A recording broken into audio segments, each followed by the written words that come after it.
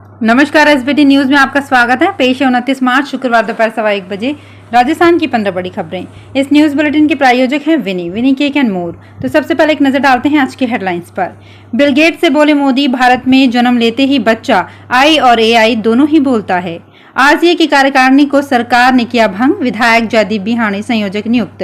Gehlot, pilot, Dotasra सहित 40 नेताओं को स्टार प्रचारक की जिम्मेदारी। और केजरीवाल की गिरफ्तारी पर बोला, संयुक्त राष्ट्र सबके अधिकारों की रक्षा जरूरी। और जोधपुर के विधायकों ने की गधों की संख्या बढ़ाने की सिफारिश। और अब खबरें विस्तार से। प्रधानमंत्री नरेंद्र मोदी ने माइक्रोसॉफ्ट के सह संस्थापक बिल गेट्स के साथ बातचीत की है। इस दौरान उन्होंने भारत की डिजिटल क्रांति, आर्टिफिशियल इंटेलिजेंस और यूपीआई की भूमिका के बारे में बात की। आर्टिफिशियल इंटेलिजेंस पर बात करते हुए पीएम मोदी ने मजाकिया लहजे में कहा कि भारत में बच्चे इतने उन्नत हो गए हैं कि वे अपना पहला शब्द एआई कहते हैं। उन्होंने कहा कि भारत में हम ज्यादातर राज्य में माँ को आई कहते हैं और अब कुछ उन्नत बच्चे अपने पहले शब्द के रूप में एआई का उपयोग कर रहे हैं। उन्होंने बिल गेट्स को बताया कि उनके सभी ड्राइवरों ने G20 शिखर सम्मेलन के दौरान एक एआई ऐप डाउनलोड किया था।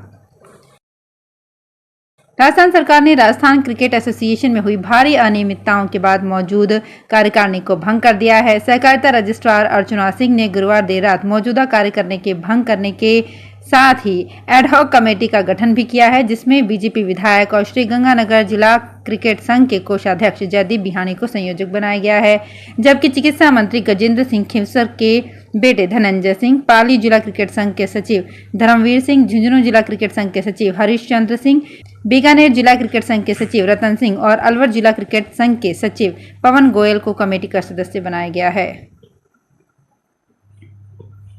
भाजपा के बाद अब कांग्रेस ने चुनाव प्रचार के लिए 40 नेताओं को स्टार प्रचारक बनाया है। चुनाव आयोग को भेजी गई प्रचारकों की लिस्ट में आधे नेता राजस्थान के हैं, जबकि आधे केंद्रीय स्तर के नेता हैं। स्टार प्रचारकों में कांग्रेस अध्यक्ष मल्लिकार्जुन खड़गे, पूर्व अध्यक्ष सोनिया गांधी, राहुल गांधी, राष्ट्रीय महासचिव प्रियंका गांधी, कन्हैया कुमार सहित 21 केंद्रीय नेताओं को शामिल किया गया है। राजस्थान से जिन 19 नेताओं को स्टार प्रचारक बनाया गया है, उनमें प्रदेश अध्यक्ष गोविंद सिंह डोटासरा, पूर्व सीएम अशोक गहलोत और राष्ट्रीय महासचिव सचिन पायलट, नेता प्रतिपक्ष टीकाराम जूली, सीपी जोशी आदि शामिल हैं। संयुक्त राष्ट्र महासचिव एंटोनियो गुतारेस के एक प्रवक्ता ने कहा कि उन्हें उम्मीद है कि भारत तथा किसी भी अन्य देश में जहां चुनाव हो रहे हैं, लोगों के राजनीतिक और नागरिक अधिकारों की रक्षा की जाएगी और हर कोई एक स्वतंत्र व निष्पक्ष माहौल में मतदान कर पाएगा।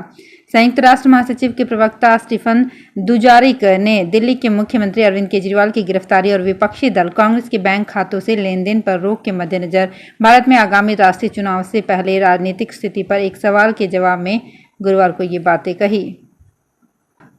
जोधपुर शहर विधायक ने निगम उत्तर में गधों को बढ़ाने के लिए अनुशंसा की है। विधायक अतुल भंसाली ने शहर के भीतरी इलाकों में जहां वाहन नहीं जा सकते, वहां पर सफाई व्यवस्था के लिए कचरा उठवाने के लिए गधों का टेंडर निकालने की अनुशंसा की है। दरअसल भीतरी शहर में ब्रह्मपुरी, खागल जैसे इलाकों में आज भी गधों के जरिए ही कचरा अस्थायी डंपिंग स्टेशन तक लाया जाता है। वहां पर गधों की मांग बढ़ती जा रही है।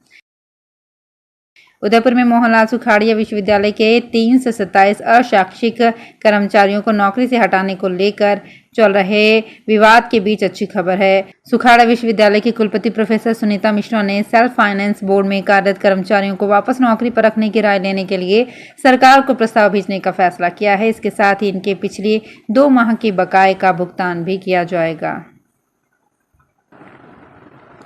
मुख्तार अंसारी का बांदा मेडिकल कॉलेज में पोस्टमार्टम शुरू हो गया है। यहां पैरामिलिट्री फोर्स और पुलिस की तैनाती की गई है। उत्तर प्रदेश की बांदा जेल में बंद मुख्तार अंसारी की कार्डियक अरेस्ट से गुरुवार रात मौत हो गई। उसे उल्टी की शिकायत और बेहोशी की हालत में रात 8:25 पर जेल से रानी दुर्गावती मेडिकल कॉलेज ले जाया गया था। 9 डॉक्टरों ने इलाज किया, लेकिन उसे बचाया नहीं जा सका। आज 3 डॉक्टरों का मेडिकल बोर्ड उसके शवों का पोस्टमार्टम कर रहा है। सड़क के रास्ते मुख्तार को पुश्तैनी घर गाजीपुर लाया जाएगा। यहाँ काली बाग कब्रिस्तान में उसे सुपुर्द खाक किया जाएगा। इसे देखते हुए पूरे राज्य में सुरक्षा बढ़ा दी गई है। जयपुर में आईपीएल मुकाबले में राजस्थान रॉयल्स और दिल्ली कैपिटल्स दोनों गुरुवार को मैच जीतने के लिए जूझ रहे थे। इस दौरान ग्राउंड के बाहर एंट्री पॉइंट पर दर्शक भी बाउंसर्स की मर्जियों के आगे बेबस नजर आए। अव्यवस्थाओं का आलम ऐसा था कि एंट्री गेट पर सुरक्षा का हवाला देकर लोगों की कड़े, सिक्के, हेडफोन और स्मार्ट वॉच तक रखवा लिए। हैरत की बात यह रही कि सामान जमा करवाने के लिए ग्राउंड पर कोई भी लॉकर रूम नहीं बना रखा था। मैच खत्म होने से पहले ही बाउंसर और सामान दोनों गायब हो गए। ऐसे में कई लोग अपने सामान के लिए इधर उधर भटकते नजर आए। राजस्थान में लोकसभा और विधानसभा चुनावों में टिकट बांटने का मैकेनिज्म बिल्कुल अलग है। विधानसभा में भाजपा कांग्रेस दोनों ज्यादातर मामलों में उसी क्षेत्र के रहने वाले नेता को टिकट देती है। वहीं लोकसभा में मामला बिल्कुल अलग है। लोकसभा चुनाव में संबंधित सीट के जातिगत समीकरण को देखते हुए किसी मशहूर और चर्चित व्यक्ति को वहां से टिकट दिया जाता है।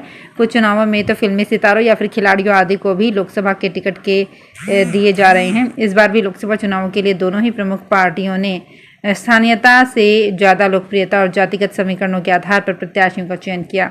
अब तक कांग्रेस और भाजपा 23 और 24 सीटों पर प्रत्याशी घोषित कर चुकी है। कांग्रेस को बांसवाड़ा, डूंगरपुर और राजसमंद और भाजपा को भीलवाड़ा सीट पर प्रत्याशी घोषित करना शेष है।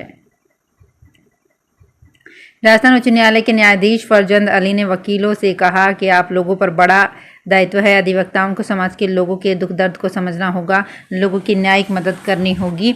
न्यायाधीश फरजंद अली ने भीलवाड़ा में जिला अभिभाषक संस्था के शपथ ग्रहण समारोह में ये बात कही। इस दौरान उन्होंने अधिवक्ताओं को उनकी नैतिक जिम्मेदारियों से अवगत कराते हुए न्यायिक पीड़ित को सही सहायता देने की बात कही।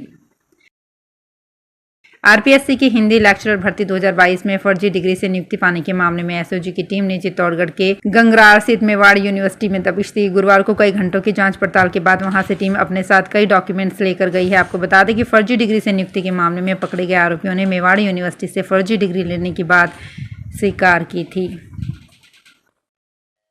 कोटा में लोकसभा चुनाव को देखते हुए कोटा में भी पुलिस की तरफ से हर तरह से सावधानी बरती जा रही है। सुरक्षा और कानून व्यवस्था को पुख्ता किया जा रहा है। शहर में विशेष अभियान चलाकर चेकिंग की जा रही है। शहर के अलग अलग एंट्री पॉइंट पर पुलिस की चेकिंग हो रही है। इनमें अलग अलग डिपार्टमेंट भी शामिल होकर संयुक्त रूप से चेकिंग कर रहे हैं। शहर पुलिस अधीक्षक डॉक्टर अमृता दुहन ने बताया कि आगामी लोकसभा चुनाव को देखते हुए ये व्यवस्था की गई है। शहर के बाहर से किसी भी तरह के कोई हथियार, नियम विरुद्ध नकदी, शराब और अन्य नशीले पदार्थ शहर में सप्लाई ना किए जा सके, इसके लिए एंट्री पॉइंट पर पुलिसकर्मियों की तैनाती की गई है, जो कि आने वाले वाहनों की चेकिंग में जुटे हैं। राजस्थान हाईकोर्ट ने गुरुवार को एक प्रबोधक को 15 माह से वेतन का भुगतान नहीं करने से जुड़े मामले में राज्य के प्रमुख शिक्षा सचिव, प्रारंभिक शिक्षा निदेशक, टोंक के जिला शिक्षा अधिकारी प्रारंभिक शिक्षा और अन्य को नोटिस जारी कर 9 अप्रैल तक जवाब मांगा है। साथ ही मामले में स्थिति स्पष्ट करने के आदेश दिए हैं। न्यायाधीश गणेश राम मीणा की एकल पीठ ने ये अंतरिम आदेश पिपलू तहसील के राजकीय उच्च प्राथमिक विद्यालय हाड़ी खुर्द के प्रबोधक पद पर कार्यरत बजरंग लाल कीर द्वारा अधिवक्ता लक्ष्मीकांत शर्मा मालपुरा के जरिए दायर की गई याचिका पर प्रारंभिक सुनवाई करते हुए दिए हैं। इस बार राजस्थान की चूरू लोकसभा सीट पर कांग्रेस प्रत्याशी राहुल कस्वा अपनी पुरानी पार्टी भारतीय जनता पार्टी को चुनौती देंगे। कस्वा ने अपने चुनावी शपथ पत्र में खुलासा किया कि उनके पास 2 करोड़ 81 लाख की चल अचल संपत्ति है।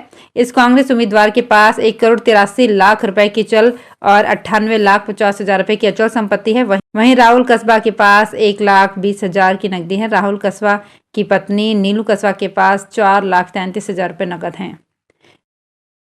बीकानेर में जेल प्रशासन को तलाशी के दौरान बंदियों के बैरक के पास जमीन में छुपाए गए 2 मोबाइल बरामद हुए हैं। जेल प्रशासन ने बुधवार को तलाशी ली। इस दौरान वार्ड नंबर 9 और 11 के पास जमीन में गड्ढा खोदकर छुपाए गए 2 मोबाइल बरामद किए हैं। उप अधीक्षक सीताराम सोलंकी की ओर से अज्ञात के खिलाफ बिछवाल पुलिस थाने में मुकदमा दर्ज किया गया है। तो फिलहाल इस बुलेटिन में इतना ही। फिर हाजिर होंगे कुछ और बड़ी खबरों के साथ।